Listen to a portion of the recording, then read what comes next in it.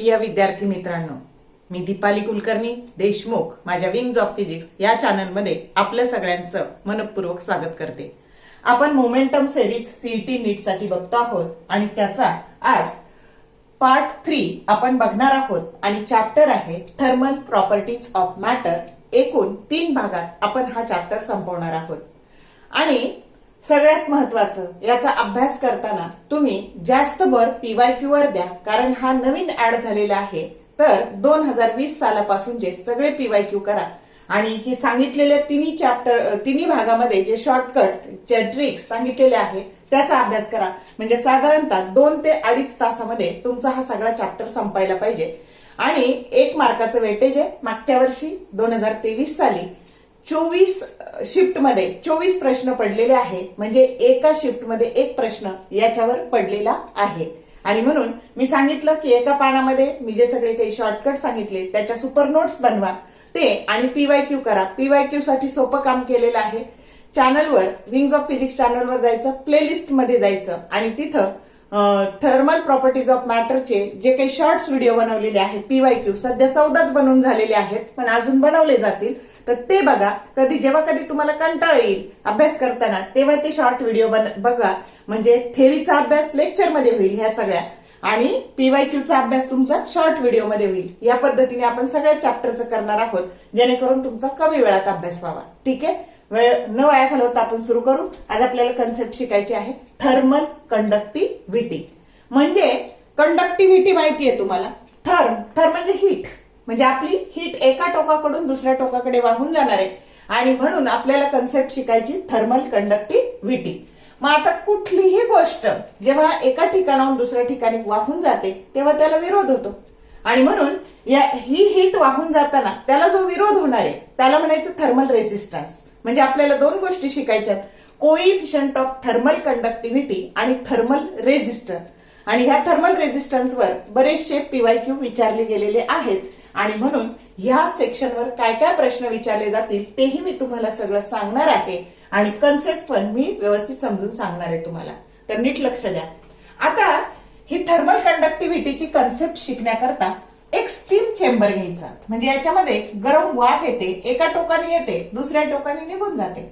मग आता इथे बघा एक रॉड घ्यायचा की ज्याचा युनिफॉर्म रॉड घ्यायचा, म्हणजे ज्याचा क्रॉस सेक्शनल एरिया हा कॅपिटल ए आहे, आलं लक्षात, आणि याच्यातून जी हीट वाहून जाणार आहे। आता बघा इथे तुम्हाला माहितीये हा रॉड आपण एक टोक ह्या स्टीम चेंबर मध्ये घातलं, एक टोक बाहेर आहे, मग कंडक्शनद्वारे इथे हीट वाहून जाणार आहे, आलं का लक्षात। तर आपण नंतर बघू कंडक्शन, कन्व्हेक्शन आणि रेडिएशन, त्याच्यावरचा प्रश्न पण नंतर बघू, आधी आपण ही कन्सेप्ट शिकू। मग इथं कंडक्शनद्वारे ह्या टोकापासून ह्या टोकापर्यंत हीट वाहून जाणार आहे। मग आता एका ठराविक वेळानंतर बघा, तर आपण ह्या रॉडला 4 होल घेतलेले आहे आणि 4 होल मध्ये 4 थर्मोमीटर घातलेले आहेत। मग जर समजा तुम्ही एक अर्धा तास याच्यातून हीट वाहून नेली, हीट जाऊ दिली इथं, तर तुमच्या असं लक्षात येईल की पहिला थर्मोमीटर टेम्परेचर T1 दाखवणार आहे, दुसरा थर्मोमीटर T2, तिसरा T3 आणि चौथा T4 असं टेम्परेचर दाखवणार आहे। आणि बघा T1 चं टेम्परेचर 70 डिग्री सेल्सिअस असेल, T2 चं 60 डिग्री सेल्सिअस असेल, T3 चं 50 डिग्री सेल्सिअस असेल आणि T4 चं 40 डिग्री सेल्सिअस असेल। आता भले इथून हीट गेली तरी हे 4ही थर्मोमीटर एका ठराविक वेळानंतर कॉन्स्टंट टेम्परेचर दाखवतात आणि त्याच्या स्टेजला म्हणायचं material is in steady state. काय म्हणायचं? Material is in steady state. मग आता आपल्याला एक टर्म शिकायची, टेम्परेचर ग्रेडियंट। काय शिकायचं? Temperature gradient. Temperature gradient. मग आता बघा किती अंतरात किती टेम्परेचर फॉल झालं त्याला टेम्परेचर ग्रेडियंट म्हणायचं। मग आपण ह्या 2 थर्मोमीटर मधलं हे अंतर याला x असं म्हणू आणि टेम्परेचर डिफरन्स, आता हे T1 आहे आणि हे T2 आहे, डिफरन्स घेताना T2 मायनस T1 नाही घ्यायचं, इथं T1 ग्रेटर आहे म्हणून इथं घ्यायचं T1 minus T2 divided by x, rate of fall of temperature with distance that is called as temperature gradient. आता ही टर्म पुढे आपल्याला वापरायची आहे, कळलं का? किती अंतरात किती टेम्परेचर फॉल झालं त्याला म्हणायचं temperature gradient, T1 minus T2 divided by x। आता बघा आपल्याला शिकायची कन्सेप्ट काय, कोइफिशियंट ऑफ थर्मल कंडक्टिव्हिटी. मग आता बघा coefficient of thermal conductivity he heat ह्या टोकाकडून ह्या टोकाकडे जी वाहून गेली ती तीन गोष्टींच्या डायरेक्ट प्रपोर्शन मध्ये बदलते. त्या तीन गोष्टी कोणत्या कोणत्या, तर पहिली आहे बघा area of cross section capital ए, दुसरी आहे टेम्परेचर ग्रेडियंट आणि तिसरी आहे time for which heat flows through it, किती वेळा करता ही हीट वाहून गेली. Now to remove this proportionality sign, we have to put constant, and that constant is called as a K, and this K is called as coefficient of thermal conductivity. आणि याच्यावरून ह्या K चा formula झाला बघा, K that is equal to Q divided by A T1 minus T2 by X into T. आणि यालाच आपल्याला असं लिहिता येईल, हे X ट्रान्सफर केले आपण आणि इथे आलं बघा T1 minus T2 into T. हे कॅपिटल T टेम्परेचर आहे आणि हा स्मॉल t हा टाइम आहे. हा झाला फॉर्म्युला. आणि कोइफिशियंट ऑफ थर्मल कंडक्टिव्हिटी ही त्या मटेरियलची प्रॉपर्टी असते. म्हणजे धातू बदलला तर समजा आपण कॉपर घेतलं, आयर्न घेतलं, तर त्याची कोइफिशियंट ऑफ थर्मल कंडक्टिव्हिटी त्या धातूनुसार बदलत जाते. म्हणजे ही मटेरियलची प्रॉपर्टी आहे. त्याच्यावर सुद्धा एमसीक्यू आलेला आहे. आता याचं काढायचं एसआय युनिट आणि त्याचं काढायचं डायमेन्शन. मग आता एसआय युनिट काय येईल बघा, तर के. आता हे झालं जूल, हीट आहे ना, एसआय युनिट जूल. आता इथं मीटर आणि इथं मीटर स्क्वेअर, म्हणजे खाली राहिलं मीटर. टेम्परेचरचं युनिट डिग्री सेल्सिअस किंवा केल्व्हिन आणि याचं युनिट सेकंद. आता जूल पर सेकंद बरोबर काय असतं, वॅट. म्हणून watt divided by metre into degree Celsius. हे झालं कोइफिशियंट ऑफ थर्मल कंडक्टिव्हिटीचं एसआय युनिट. आणि आता शोधू त्याचे आपण डायमेन्शन. आता डायमेन्शन शोधताना आता बघा के चे डायमेन्शन शोधताना हे क्यू चे dimension, Q that is nothing but work or energy, m raised to 1 L raised to 2 T raised to -2. हे झाले डायमेन्शन. आता इथे बघा हे L raised to 1 आणि L स्क्वेअर, म्हणजे इथे राहिले L raised to 1, इथं K raised to टेम्परेचर 1 आणि टाइम T raised to 1. आता टोटल डायमेन्शन काय झाले बघा, तर हे 2 - 1 आणि म्हणून शिल्लक राहिले बघा m raised to 1 L raised to 1 T raised to -3 आणि K raised to -1. हे झाले डायमेन्शन कशाचे, कोइफिशियंट ऑफ थर्मल कंडक्टिव्हिटीचे. काय काय येऊ शकतं, याचं एसआय युनिट येऊ शकतं, याचा फॉर्म्युला येऊ शकतो, त्यानंतर त्याचे डायमेन्शन्स येऊ शकतात. या सगळ्या गोष्टी नीट लक्षात ठेवा. आता आपल्याला कन्सेप्ट शिकायची आहे थर्मल रेझिस्टन्स. पण थर्मल रेझिस्टन्स पाहण्यापूर्वी आधी आपल्याला पाहायचा हीट करंट. काय पाहायचा, हीट करंट. मग आता हे जे काही आहे एच, किती वेळात किती हीट वाहून गेली, त्याला म्हणायचं हीट करंट. त्यालाच पी कंडक्शन असंही म्हणतात आणि त्याचा फॉर्म्युला असतो क्यू बाय टी. मग आता क्यू बाय टी जर घ्यायचे इथं, तर हे टी इकडे आणले, फॉर्म्युला झाला K into A into T1 minus T2 divided by X. आणि याला म्हणायचं हीट करंट. काय म्हणायचं या फॉर्म्युलाला, हीट करंट. आता आपल्याला शिकायचं थर्मल रेझिस्टन्स. आता दोन गोष्टीचा आपण कंपॅरिझन करू. इथे आता इथे एवढा भाग मी पुसून टाकते.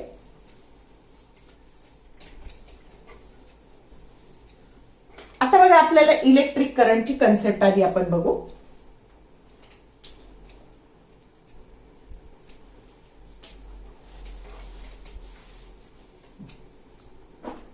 आता आपल्याकडे काय असतं, समजा हा कंडक्टर आहे आणि टी इतक्या वेळा करता क्यू हे चार्ज तिथं वाहून गेले.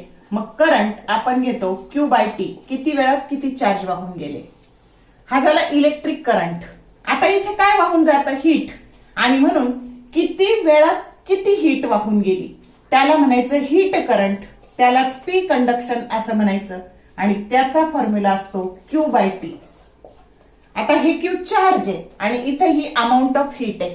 समजलं? हा इलेक्ट्रिक करंट आणि हा हीट करंट.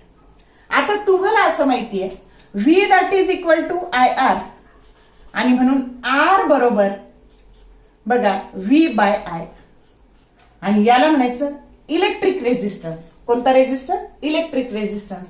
आता इथे काय बघा, तर टेम्परेचर डेल्टा व्ही जर घेतलं तुम्ही तर इथं घ्यायचं डेल्टा टी, टेम्परेचर बदलतं इथं दोन टोकामधलं, आणि that is equal to I, I heat current ऐवजी थर्मल करंट, आणि इंटू आर थर्मल रेझिस्टन्स.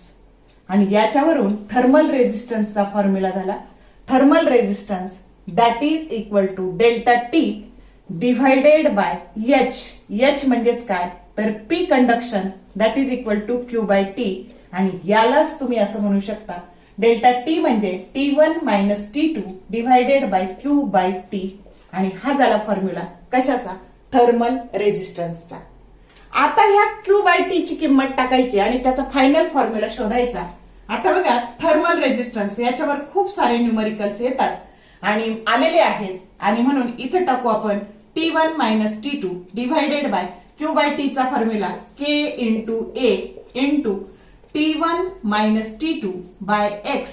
हे T1 मायनस T2 कॅन्सल झाले आणि शिल्लक राहिलं X divided by K into A. हा झाला फॉर्म्युला कशाचा? थर्मल रेझिस्टन्सचा. तो अत्यंत महत्वाचा आहे, म्हणून आपण इथे लिहू बघा X divided by K into A. हा झाला थर्मल रेझिस्टन्सचा फॉर्म्युला. आता याचं SI युनिट आणि त्याचे डायमेन्शन. आता हे आलं तर आपल्याला लिहिता येणार आहे बघा. आता याचं SI युनिट मीटर, याचं मीटर स्क्वेअर, म्हणजे हे K चं युनिट आणि इंटू मीटर. आता K चं युनिट काय आहे बघा, R thermal that is equal to 1 upon K चं युनिट काय आहे, joule metre per degree Celsius per second, आणि इंटू मीटर, हे मीटर मीटर गेले, आणि हे degree Celsius into second per joule, हे एक युनिट आलं. समजतंय काय हे? Degree Celsius second per joule, किंवा डिग्री सेल्सिअस सेकंड पर कॅलरी, हे युनिट आहे कशाचं? थर्मल रेझिस्टन्सचं. कशावरही प्रश्न येऊ शकतो बाळांनो, छोटा छोटा. मग आता त्याचं डायमेन्शन शोधायचे, आर थर्मल. आता ह्या फॉर्म्युल्यावरून इथे बघा हे याचं युनिट मीटर आहे आणि याचं पण मीटर आहे, आणि म्हणून इथं एल रेस टू 1 आणि के चे डायमेन्शन.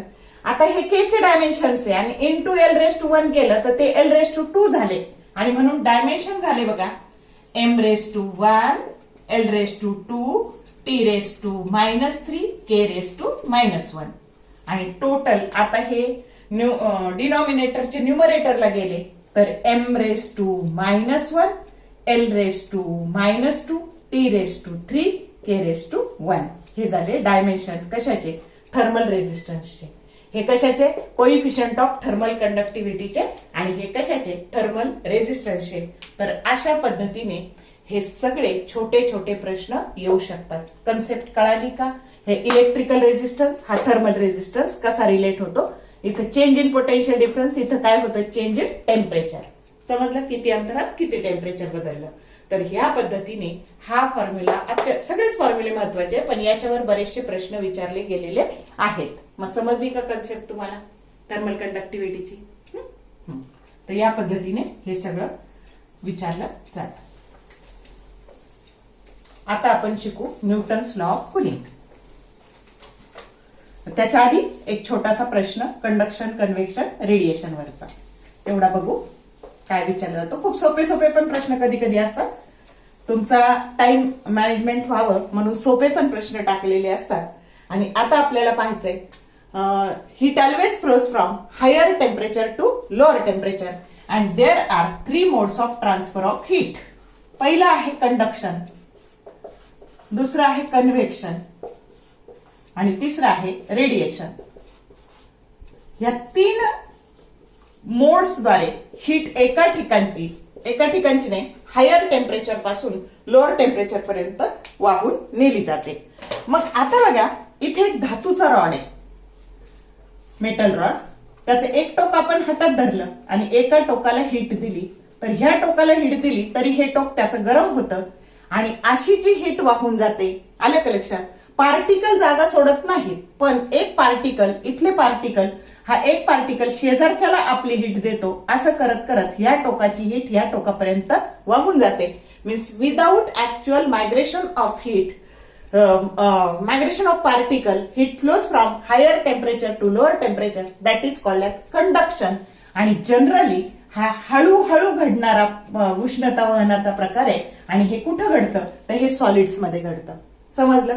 कन्व्हेक्शन. आता आपण इथं पाणी तापवायला ठेवलं आणि त्याला हिट दिली, मग इथं मात्र पार्टिकल जागा सोडतात. इथं सॉलिड मध्ये पार्टिकल जागा सोडत नाही, इथं मात्र पार्टिकल जागा सोडतात. म्हणजे लिक्विड आणि गॅसेस मध्ये याद्वारे हीट ट्रान्सफर होते, थोडक्यात फ्लुइड्स मध्ये होते असं म्हटलं तरी चालेल.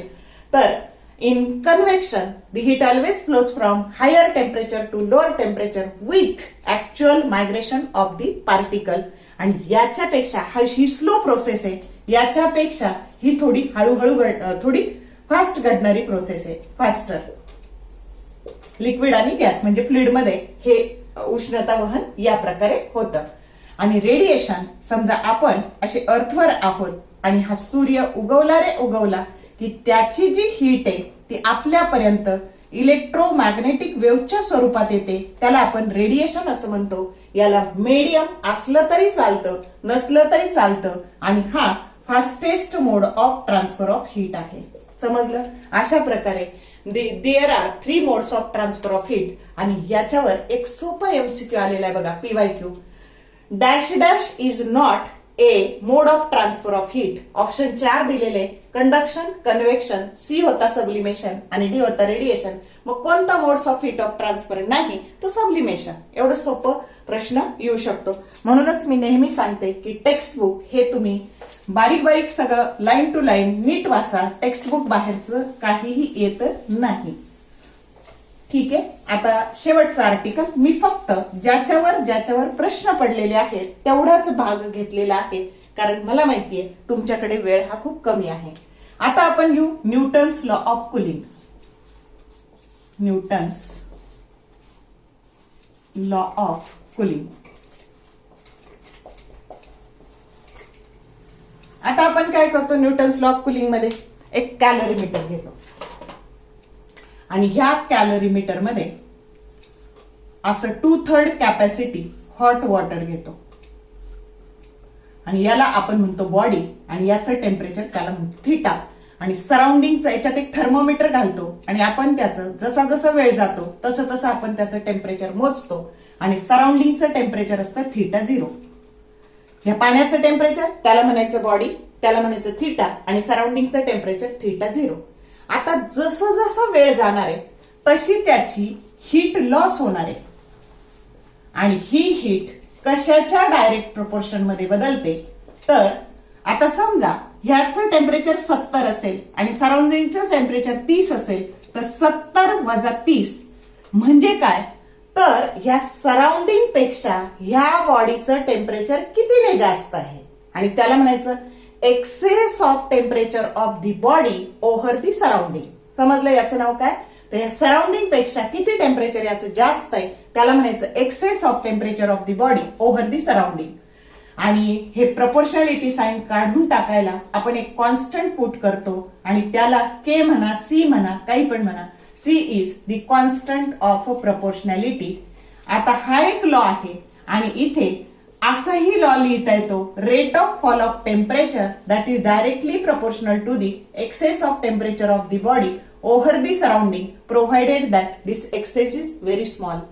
आता बघा याच्यावर प्रश्न काय विचारला एमसीक्यू की Newton's law of cooling is obeyed when temperature difference is. तर जितकं कमी लेस दॅन 10 डिग्री असं त्याचा ऑप्शन लिहून टाकायचं.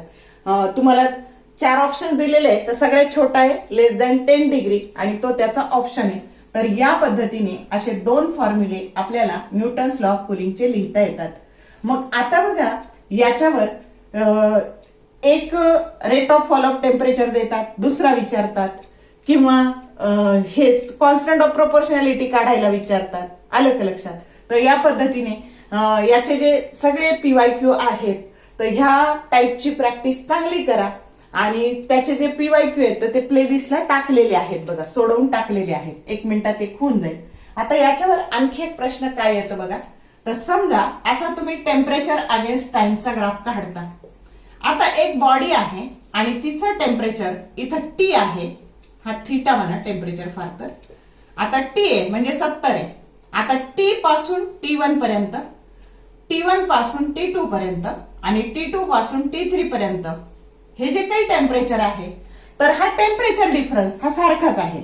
T minus T1 equal to T1 minus T2 equal to T2 minus T3. याचा अर्थ काय? समजा हे 70 आहे तर हा 60, हा 50 आणि हा 40, म्हणजे हे 10, हे 10 आणि हे 10. टेम्परेचर डिफरन्स सारखाच आहे. What about time? टाइम काय असेल? तर आता बघा, इथपर्यंत यायला जर 2 मिनिट वेळ लागला, इथपर्यंत त्याला T1 म्हणायचं. इथपर्यंत यायला 4 मिनिट लागला त्याला, आणि इथं जर यायला 6 मिनिट लागला, तर तुम्हाला काय दिसतंय? तर T1, what about time? T1 is less than T2 and T2 is less than T3. Correct option असा येईल त्याचा. समजलं का? घाईघाईत आपल्याला हे सारखं दिसलं की आपण ऑप्शन लिहितो T1 equal to T2 equal to T3. तर नाही, हा नीटला पण आलेला PYQ आहे आणि सीईटीला आलेला PYQ आहे. किंवा असा ऑप्शन नाही दिला तर असा देतील T3 is greater than T2 and T2 is greater than T1. असा तरी देतील, नाहीतर असा तरी देतील. अर्थ कळला का? समजलं? तर या पद्धतीने असा प्रश्न याच्यावर विचारला जाऊ शकतो. आणि इथं हे जे थीटा आहे, समजा तुमच्या बॉडीचं तापमान हे 50 ते 60 हे 10 मिनिटात झालं, तर तुम्ही थीटा काय घेणार? तर इथे ज्या दोन्हींची वजाबाकी घेतली, इथं त्या दोन्हींची बेरीज घ्यायची, त्याला 2 ने भागायचं आणि ह्या थीटाला म्हणायचं ऍव्हरेज टेम्परेचर. थीटा कसा काढायचा? तर तो या पद्धतीने काढायचा. समजलं का? समजा इथं 52 ते तुम्हाला 40 दिलं, तर इथं 52 अधिक 40 करायचं. इथं ज्याची वजाबाकी करणार आहे, इथं त्याची बेरीज करायची आणि त्याला 2 ने भागायचं. त्याला म्हणायचं ऍव्हरेज टेम्परेचर किंवा मिनी टेम्परेचर, असं हे थीटा काढायचं. तर या पद्धतीने ज्या ज्या भागावर प्रश्न विचारलेले आहेत, तर ते सगळा भाग मी या चॅप्टरमध्ये, या व्हिडिओमध्ये कव्हर करण्याचा प्रयत्न केलेला आहे. व्हिडिओ आवडला तर लाईक करा, मित्रमैत्रिणींसोबत शेअर करा, चॅनलला सबस्क्राईब करा. All the best for your study and thank you for watching this whole video.